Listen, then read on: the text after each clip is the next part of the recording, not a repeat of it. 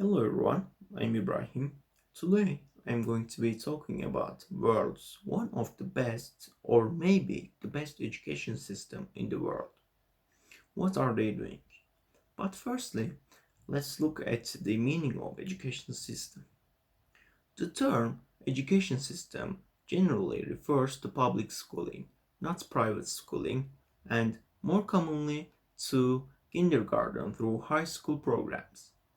Schools or school districts are typically the smallest recognized form of education system and countries are the largest.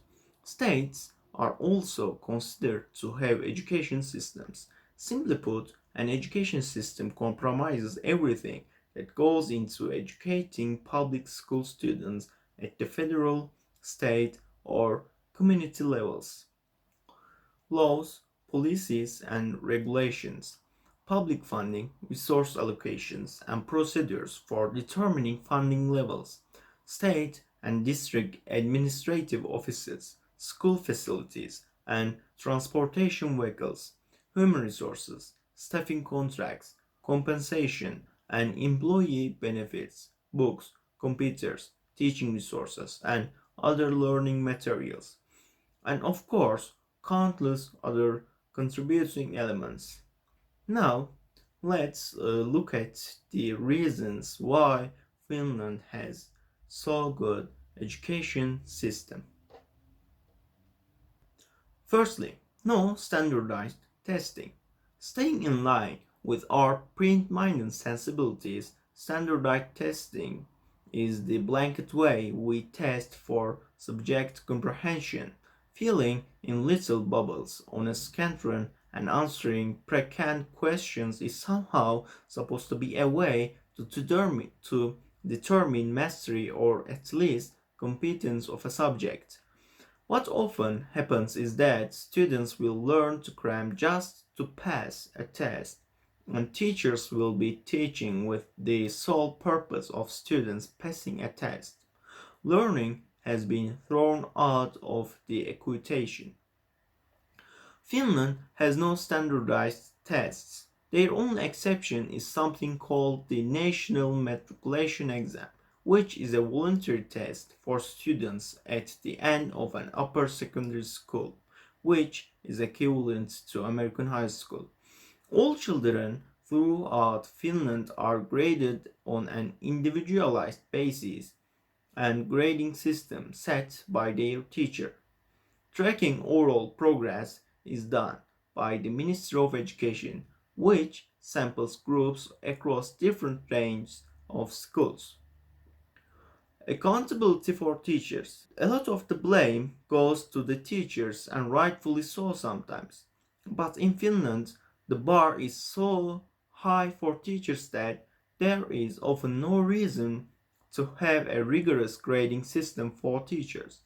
Pesi Solberg, director of the Finnish Ministry of Education and writer of Finnish lessons, what can the world learn from educational change in Finland? Said that following about teachers' accountability. All teachers are required to have a master's degree before entering profession. Teaching programs are the most rigorous and selective professional schools in the entire country. If a teacher isn't performing well, it is the individual principal's responsibility to do something about it. The concept of the pupil teacher dynamic that once the master to apprentice cannot be distilled down to a few bureaucratic checks and standardized testing measures. It needs to be dealt with on an individual basis. Cooperation, not competition. While most Americans and other countries see the educational system as one big Darwinian competition, the Finns see it differently. Solberg quotes a line from a writer named Samuli Peronen, which says that real winners do not compete. Ironically, this attitude has put them at the head of the international pack. Finland's educational system doesn't worry about artificial or arbitrary merit-based systems. There are no lists of top performing schools or teachers. It's not environment of competition. Instead, cooperation is the norm. Make the basics a priority. Many school systems are so concerned with increasing test scores and comprehension in math and science, they tend to forget what constitutes a happy, harmonious, and healthy student and learning environment. Many years ago, the Finnish school system was in need of some serious reforms. The program that Finland put together focused on returning back to the basics. It wasn't about dominating with excellent marks or upping the ante. Instead, they looked to make the school environment a more equitable place. Since the 1980s, Finnish educators have focused on making these basics a priority. Education should be an instrument to balance out social inequality. All students receive free school meals, ease of access to health care, psychological counseling, individualized guidance. Beginning with the individual in a collective environment of equality is Finland's way. Starting school at an older age. Here the Finns again start by changing very minute details. Students start school when they are 7 years old. They are given free rein in the developing childhood years to not to be chained to compulsory education. It is simply just a way to let a kid be a kid. There are only 9 years of compulsory school that Finnish children are required to attend. Everything past the ninth grade or at the age of 16 is optional. Just from a psychological standpoint, this is a freeing ideal. Although it may anecdotal, many students really feel like they are stuck in a prison. Finland alleviates this forced ideal and instead opts to prepare its children for the real world. Providing professional options past a traditional college degree. The current pipeline for education in America is incredibly stagnant and immutable. Children are stuck in the K-12 circuit jumping from teacher to teacher, each grade a preparation for the next, all ending in the grand culmination of college, which then prepares you for the next grand thing on the conveyor belt. Many students don't need to go to college and get a worthless degree or flounder about trying to find purpose and incur massive debt.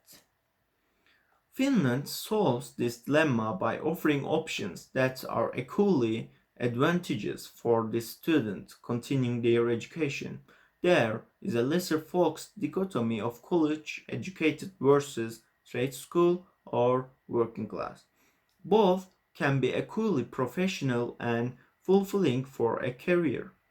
In Finland, there is upper secondary school, which is a 3-year program that prepares students for the matriculation tests that determines their acceptance into a university.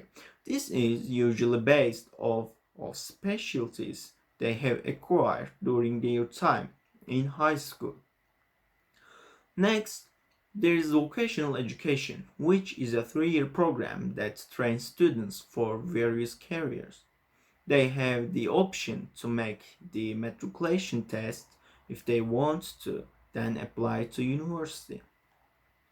Finns wake up later for less strenuous school days, waking up early, catching a bus or ride, participating in morning and after school extra curriculars are huge time sinks for a student. Add to the fact that some classes start anywhere from 6 a.m. to 8 a.m. and you have got sleepy, uninspired adolescents on your hands. Students in Finland usually start school anywhere from 9 to 9:45 a.m. Research has shown that early start times are detrimental to students' well-being, health, and maturation. Finnish school starts the day later and usually ends by from 2 to 2:45 a.m. They have longer class periods and much longer breaks in between. The overall system isn't there to ram and cram information to their students, but to create an environment of holistic learning. Consistent instruction from the same teachers. There are fewer teachers and students in Finnish schools. You can't expect to teach an auditorium of invisible faces and break through to them on an individual level. Students in Finland often have the same teacher for up to 6 years of their education. During this time, the teacher can take on the role of a mentor or even a family member. During those years, mutual trust and bonding are built so that both parties know and respect each other. Different needs and learning styles vary on an individual basis. Finnish teachers can account for this because they have figured out the students' own idiosyncratic needs. They can accurately chart and care for their progress and help them reach their goals.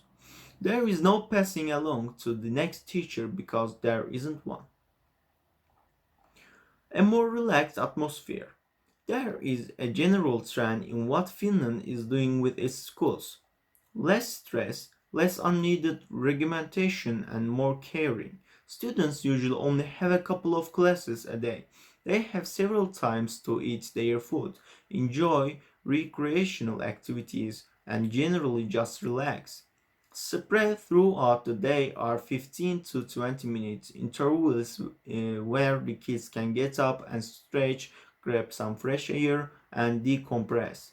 This type of environment is also needed by the teachers. Teacher rooms are set up all over Finnish schools where they can lounge about and relax, prepare for the day, or just simply socialize. Teachers are people too and need to be functional so they can operate at the best of their abilities.